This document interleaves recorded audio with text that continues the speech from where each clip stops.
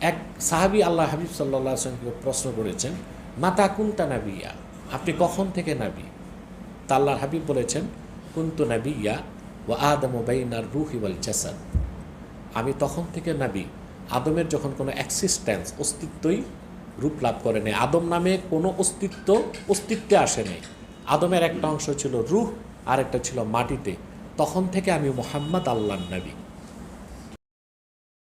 সম্প্রতি হুজুর পাক সাল্লাল্লাহু আলাইহি সাল্লামকে নিয়ে তার নবী এবং নবীয়ত নিয়ে একটা ভিডিও ভাইরাল হওয়ার পাশাপাশি মানে আলেম সমাজ বা যারা ধর্মপালন মুসলমান তাদের ভিতরে একটা বিভ্রান্তি সৃষ্টি হয়েছে মানে নবীয়ত নিয়ে।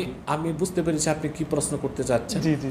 আল্লাহর হাবিব মুহাম্মদ সাল্লাল্লাহু আলাইহি ওয়াসাল্লাম ১৫০০ বছর আগে নবুয়ত পেয়েছেন ৪০ বছর বয়সে, এর আগে তিনি নবী ছিলেন কিনা। জি জি। দেখেন, এই বিষয়টা আমরা জাতিকে বহু বছর আগ থেকে স্পষ্ট করে এসেছি। বিশেষ করে গত বছর এক মৌলভী সাহেব এই আমাদের এই বিশ্বাসের বিপরীত বক্তব্য দেওয়ার পর আমি সহিহ বুখারীর দর্স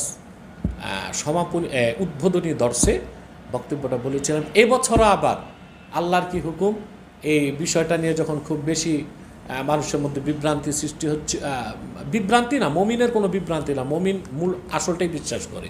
মুনাফিকদের মধ্যে বা মূর্খদের মধ্যে যখন একটা চলে আসলো, প্রশ্ন চলে আসলো যে আসলে বিষয়টা কি, তখন ওই সহিহ বুখারীর উদ্বোধনী অনুষ্ঠানে আমি বক্তব্য দিয়েছি, সুস্পষ্ট বক্তব্য। আদম সৃষ্টির বহু আগ থেকেই আল্লাহ তাআলা ঘোষণা করেছেন মুহাম্মদ সাল্লাল্লাহু আলাইহি সাল্লাম আল্লাহর সর্বশ্রেষ্ঠ সর্বশেষ নবী ও রাসূল। এক্ষেত্রে সহিহ হাদিস আছে। এক সাহাবী আল্লাহ হাবিব সাল্লাল্লাহু আলাইহি ওয়াসাল্লামকে প্রশ্ন করেছেন, মাতা কুনতা নাবিয়্যা, আপনি কখন থেকে নবী? তা আল্লাহর হাবিব বলেছেন, কুনতু নাবিয়্যা ওয়া আদামু বাইনার রূহি ওয়াল জাসাদ, আমি তখন থেকে নবী আদমের যখন কোনো এক্সিস্টেন্স অস্তিত্বই রূপ লাভ করে নেই, আদম নামে কোনো অস্তিত্বে আসে নেই। আদমের একটা অংশ ছিল রূহ আর একটা ছিল মাটিতে, তখন থেকে আমি মুহাম্মদ আল্লাহর নবী।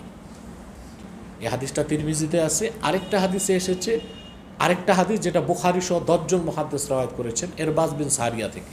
ওয়ানিল ইরবাজ ইবনে সারিয়া রাদিয়াল্লাহু তাআলা আনহু قال سمعت رسول الله صلى الله عليه وسلم يقول إني عبد الله وخاتم النبيين وإن آدم لمنجدل في طينته।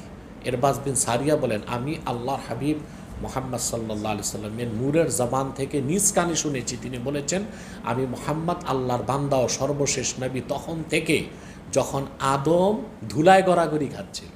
তো বিষয়টা তো স্পষ্ট। তাহলে আমাদের আকীদা ও বিশ্বাস যে আল্লাহর হাবিব মুহাম্মদ সাল্লাল্লাহু আলাইহি ওয়াসাল্লাম তখন থেকে নবী যখন আদম অস্তিত্ব লাভ করে নাই, তবে আল্লাহর হাবিব মুহাম্মদ সাল্লাল্লাহু আলাইহি সাল্লামের নবুয়তের প্রকাশ ঘটেছে ৪০ বছর বয়সে। বিষয়টা স্পষ্ট। এখন প্রশ্ন আসে যে আদম সৃষ্টির আগে আল্লাহর হাবিবের ক্ষেত্রে আল্লাহ ঘোষণা দিলেন কেমনে? এখানে এসেই একটা সত্য, মহাসত্য কথা মেনে নিতে হয়। আসলেই আদম না, আরশ কুরসি লৌহ কলম সৃষ্টির আগে আল্লাহ তার হাবিব মুহাম্মদ সাল্লাল্লাহু আলাইহি সাল্লামের নূরকে তৈরি করেছেন, এবং নূরে মুহাম্মাদিকে আল্লাহ তাআলা তৈরির পরই আল্লাহ ঘোষণা দিচ্ছেন। তখনও আরশ কুরসি লৌহ কলম হয় নাই। সব কিছুর আগে আল্লাহ তার আখিরি নবী, তার দোস্ত মুহাম্মদ সাল্লাল্লাহু আলাইহি সাল্লামের নূরকে সৃষ্টি করেছেন, যেটাকে বলা হয় নূরে মুহাম্মাদি। এ ব্যাপারে কিছু মৌজু হাদিস আছে, ওইটা আমরা না মানলাম। জয়ীফ হাদিসগুলোকে সহিহ শাহেদ হিসেবে নেওয়া যায়, এ ব্যাপারে তো সহিহ হাদিসও আছে। তাহলে বোঝা যায় আদম সৃষ্টির আগে ঘোষণাটা কেমনে সম্ভব হইল? আদম সৃষ্টির বহু আগে, সকল সৃষ্টির আগেই আল্লাহ তার দোস্ত আখিরি নবী নূর নবীজি মুহাম্মদ সাল্লাল্লাহু আলাইহি সাল্লামের নূরে মুহাম্মাদিকে সৃষ্টি করে আল্লাহ ঘোষণা দিচ্ছেন, মুহাম্মদ সাল্লাল্লাহু আলাইহি সাল্লাম আমার সর্বশেষ নবী ও রাসূল। আগমনের দিক দিয়া প্রথম নবী আদম, আগমনের দিক দিয়ে, আর আগমনের দিক দিয়ে সর্বশেষ নবী হিসেবে, সর্বশ্রেষ্ঠ সর্বশেষ নবী ও রাসূল হিসেবে মুহাম্মদ সাল্লাল্লাহু আলাইহি সাল্লাম এসেছেন ১৫০০ বছর আগে, যার মাধ্যমে আল্লাহ তাআলা নবুয়তের রাসালাতের দরজা চিরতরে বন্ধ করে দিয়েছেন, দ্বীন ইসলামকে পরিপূর্ণ করে দিয়েছেন।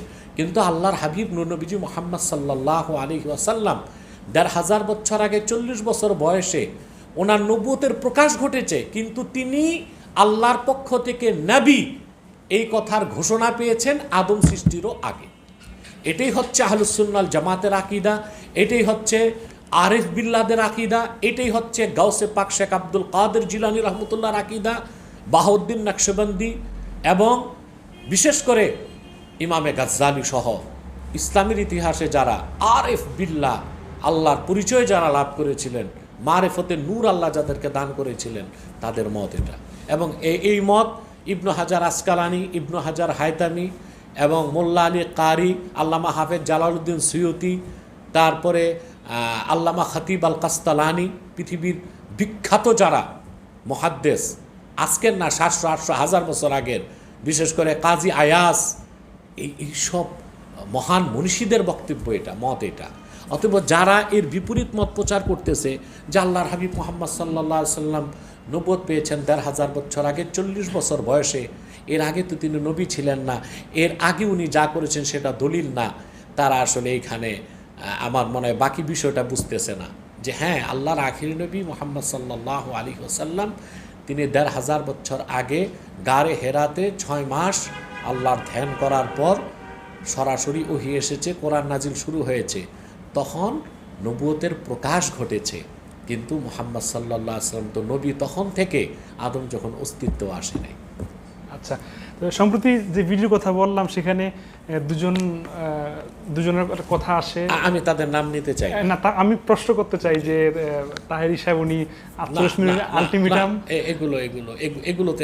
এগুলো তারা নোংরামিতে লিপ্ত হয়ে গেছে।